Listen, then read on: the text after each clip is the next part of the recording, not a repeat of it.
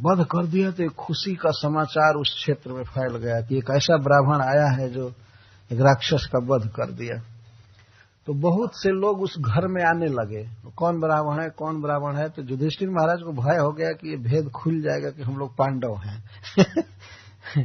तो इसलिए वे लोग अब उसके बाद बहुत दिन उस घर में नहीं रहे, ये लोग घर छोड़ करके चले गए, घूमने लगे।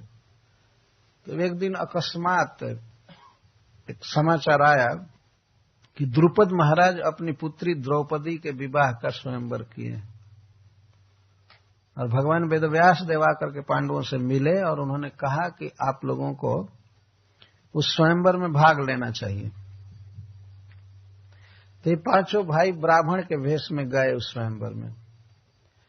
द्रौपदी एक बहुत गुणवती कन्या थी, तो उससे विवाह करने के लिए अनेक राजकुमार उत्सुक थे, इसीलिए शर्त की गई थी। सीलिंग में एक ऐसा यंत्र फिट किया गया था जिसमें एक मछली घूम रहा था, बनावटी मछली, बहुत तेज गति से, और उसका प्रतिबिंब नीचे रखे हुए पानी में पड़ रहा था। तो नीचे पानी में देख करके और मछली की आंख में बाण मारना था, और वो भी तेज गति से मछली घूम रही है। नीचे पानी में देख करके मछली की आंख में बाण मारना था, और धनुष बहुत विशाल रखा गया था, धनुष उठाना ही मुश्किल था। उस कंपटीशन में भाग लेने के लिए सब लोग जुटे हुए थे। यहां तक कि द्वारका से भगवान भी आए थे, बलराम जी भी आए थे। दोनों भाई बैठे थे बगल में एक दूसरे के साथ, और दुर्योधन आया था, उधर कौरव भी सब आए थे, सारा राज समाज जुटा हुआ था। तो भगवान जब बैठे थे एक साथ बलराम जी के साथ, तो इन पांचों भाइयों को देख करके कहते हैं कि देखिए भैया, वो व्यक्ति बिल्कुल युधिष्ठिर महाराज जैसा लग रहा है। वो तो थे ही युधिष्ठिर, लेकिन भगवान ऐसे अज्ञ की तरह बात कर रहे हैं, और भी वो सांवला ब्राह्मण अर्जुन जैसा लग रहा है, और वो मोटा तगड़ा भीमसेन जैसा लग रहा है। भगवान बिल्कुल अज्ञ की तरह बात कर रहे थे। बलराम जी भी कहते हाँ बिल्कुल वैसे ही लग रहा है, लेकिन अब तो वो हैं कहाँ, वो तो लक्षा भवन में जल गए थे। भगवान जानते हैं कि वही हैं और वे जले नहीं हैं, इस तरह की बातें कर रहे थे। तो कंपटीशन चालू हुआ, तो बड़े बड़े राजा लोग, राजकुमार, तो वो धनुष भी नहीं हिला सके, उस पर प्रत्यंचा तांत चढ़ाना था उसको भी नहीं चढ़ा पाए। किसी के अंग टूट गए, किसी के कुछ, जैसे धनुष के नोक पर प्रत्यंचा चढ़ाना होता तो धनुष को झुकाना पड़ता है।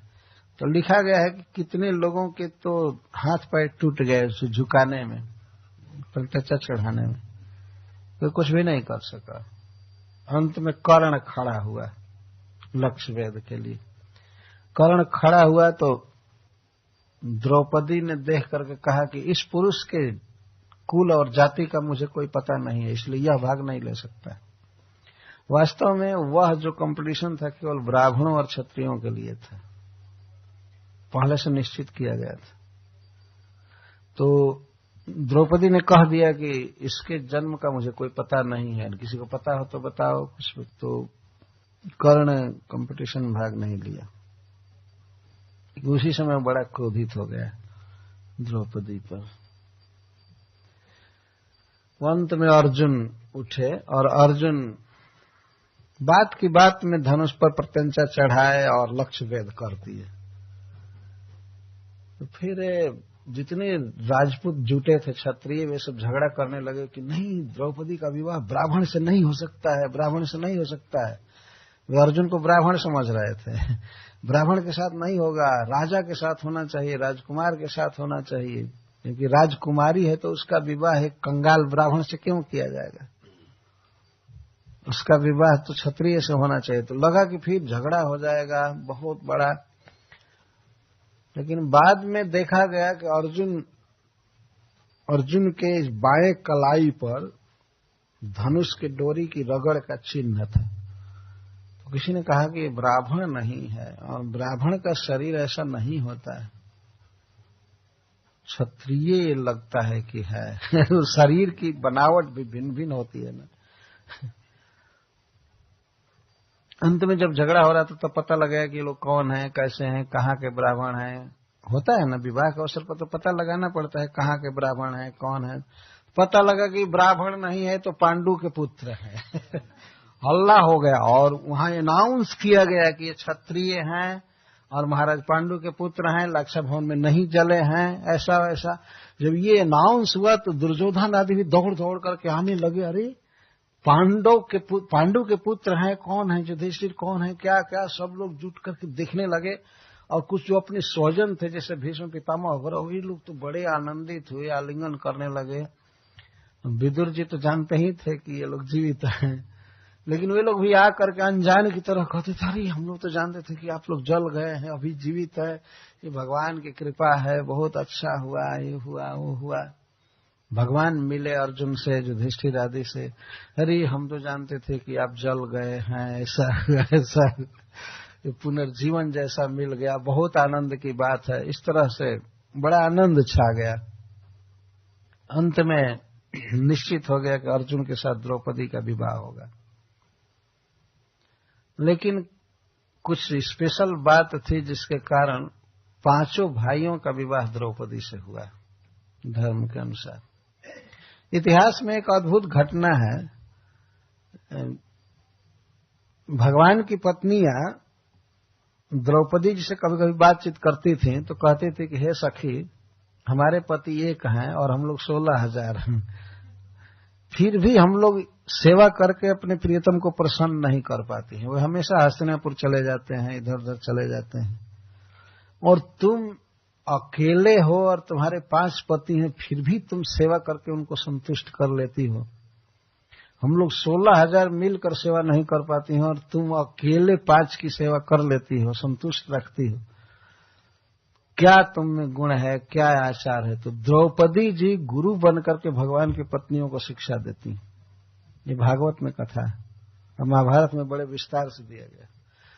एक पत्नी 5 पतियों को संतुष्ट रखे, कभी उनमें कलह नहीं हुआ द्रौपदी के लिए, कभी नहीं।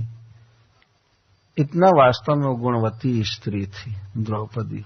भगवान उसको अपनी बहन कहा करते थे, सुभद्रा की तरह मानते थे।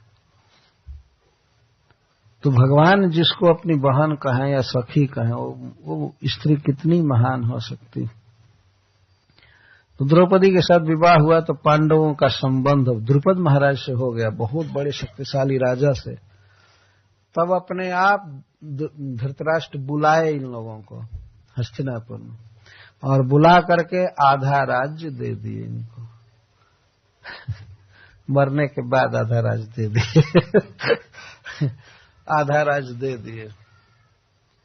इतना सुंदर शासन किया महाराज युधिष्ठिर ने, चूंकि धर्म के अवतार थे, इसलिए तुरंत राज्य का विस्तार हुआ, प्रजा सुखी हो गई, सब हो गया। तो फिर भी दुर्योधन जल रहा था। उसने अपने पिता को धृतराष्ट्र को उत्सुक किया कि इनके साथ जुआ खेलना चाहिए। जुआ खेलना राजाओं का धर्म है, कर्तव्य है, बुलाया जाए। तो धृतराष्ट्र बुलाए युधिष्ठिर को, कहा बेटा हम लोग द्यूत क्रीड़ा खेलें, राजा लोग खेलते रहते हैं, और 2-4 अरब इधर उधर हो तो कोई बात नहीं। जुआ में अगर कोटी या अरब रुपया इधर उधर होता है, कोई बात नहीं, खेलना चाहिए। तो युधिष्ठिर महाराज आए खेलने के लिए, और उस शकुनी बहुत कपटी था, तो किसी भी खेल में युधिष्ठिर को परास्त करता जाता था। शुरू में क्या ट्रिक किया, जब छोटा छोटा दाव रखा जाता था तो युधिष्ठिर को जिता देता था, जीत जाए। अगर शुरू में ही हार गए होते तो मनोबल कम हो गया होता, तो शुरू में जिताता गया, और बाद में युधिष्ठिर महाराज हारने लगे। हारते हारते यहां तक कि राज्य हार गए, अपने भाइयों को हार गए। अंत में उनसे कहा गया कि आपके पास अभी बहुत बड़ा धन है, आप द्रौपदी को दांव पर रख करके इन सबको छुड़ा लीजिए, जीतेंगे। तो इनके मन में आ गया कि हाँ ठीक है, राज्य चला गया है, धन 1 पैसा भी नहीं है, कुछ भी नहीं है, तो द्रौपदी को दांव पर रख दिए। जुआड़ी यही करेगा और क्या करेगा। जुआ खेलने वाले की बुद्धि नष्ट हो जाती है। तो इस प्रकार से दांव पर रखे गए, द्रौपदी भी हार गई। तो उसको भरी सभा में नग्न करने का प्रयास किया गया। वो कथा आप जानते हैं, लेकिन भगवान की कृपा से वह बिल्कुल सुरक्षित रही। द्रौपदी की लज्जा नहीं गई, बच गई।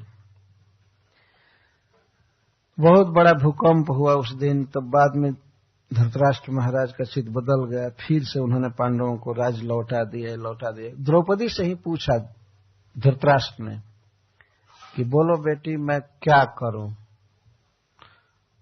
जब वस्त्र हरण नहीं हो सका तो द्रौपदी ने कहा, मांगने के लिए बाध्य किया धृतराष्ट्र ने कि मांगो बेटी क्या चाहती हो? तो द्रौपदी ने कहा कि सबसे पहले यह किया जाए कि मेरे सबसे श्रेष्ठ पति युधिष्ठिर महाराज को दासता से मुक्त किया जाए, जो दास बन गए थे दुर्योधन के, हार गए थे। ठीक है, किया जाता। दूसरा वर मांगो, तो दूसरा वर उसने मांगा कि हमारे सारे पतियों को उनके अस्त्र के साथ मुक्त किया जाए। तो तीसरा वर मांगो, ये जब उन्होंने कहा तो द्रौपदी ने कहा नहीं, किसी क्षत्रिय को केवल 2 वर मांगने का अधिकार, मैं तीसरा नहीं मांगूंगी। इसके बाद जो कुछ भी लेना होगा हमारे पति ले लेंगे, मैं मांगूंगी नहीं। तो और नहीं वर मांगा, राज्य नहीं मांगा, अपने पतियों को मुक्त कर लिया दासता से। लेकिन धृतराष्ट्र स्वयं ही कहे कि तुम्हारा राज्य वापस किया जाता है, जुआ में जो हारा हुआ है सब ठीक हो गया, जाओ घर। तो पांडव फिर मुक्त होकर चले गए, द्रौपदी भी गई। लेकिन इसके बाद फिर उनको बुलाया गया जुआ के लिए, और इस बार शर्त किया गया कि जो व्यक्ति हारेगा वो 12 वर्ष वन में रहेगा और 13 वर्ष वन में रहेगा। तो 12 वर्ष तो खुलम खुला रह सकता है, लेकिन 1 वर्ष उसको ऐसा बिताना होगा कि विपक्ष पता लगाता रहेगा कि कहां है। अगर पता लग गया कि वन में कहां है तो फिर 12 वर्ष वन में रहना पड़ेगा।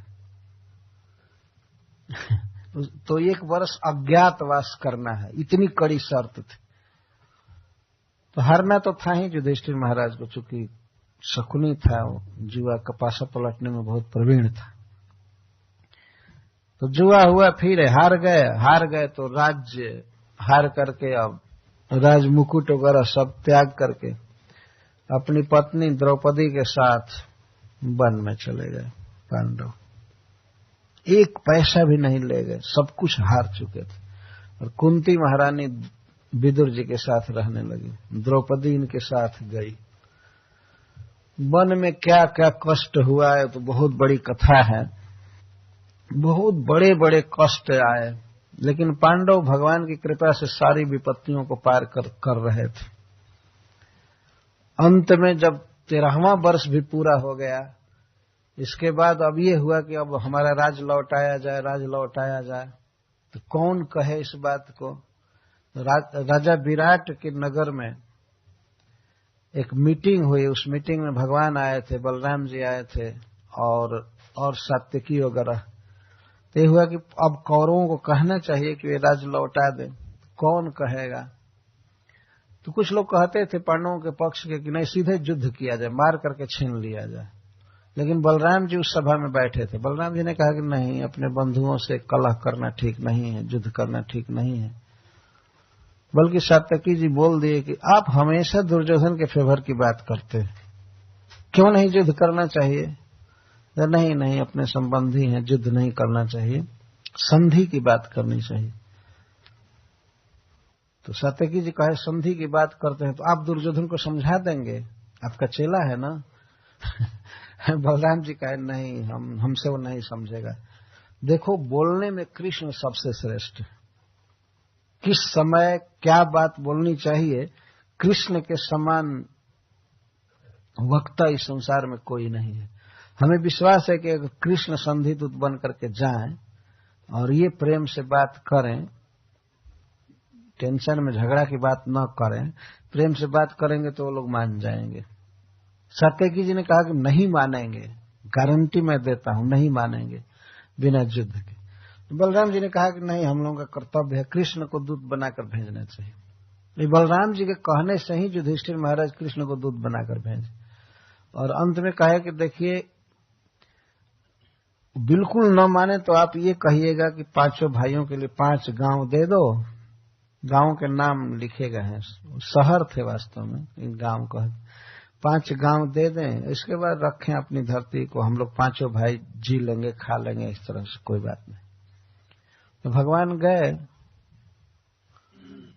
जो कुछ कहना था कहे। भगवान बहुत सौहार्द से बोल रहे थे। भीतर से तो चाहते थे कि युद्ध होना चाहिए, लेकिन ऊपर से कह रहे थे संधि होनी चाहिए।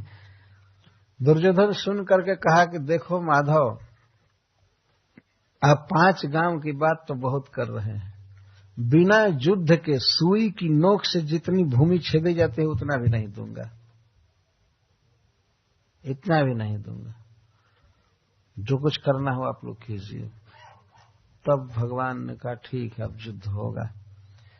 उसके बाद 18 दिन युद्ध हुआ, और 18 दिन के युद्ध में ही दुर्योधन सारी भूमि छोड़कर चला गया। जो सुई की नोक भर जमीन नहीं दे रहा।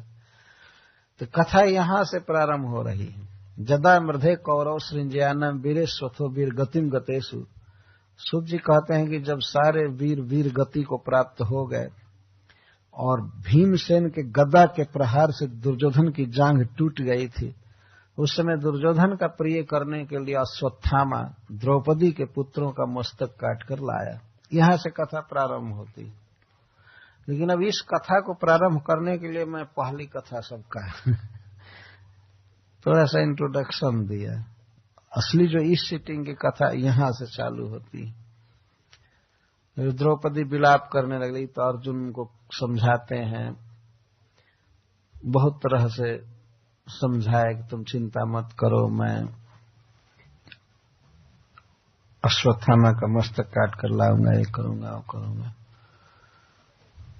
तो इसको तो फिर अब कल से प्रारंभ करेंगे। हरे कृष्ण। बहुत धन्यवाद है, आप इतना शांति से सुने, जबकि कुछ भाषा का भी प्रॉब्लम हो रहा होगा ना। कई लोग हिंदी नहीं समझते होंगे। ये बच्चे तो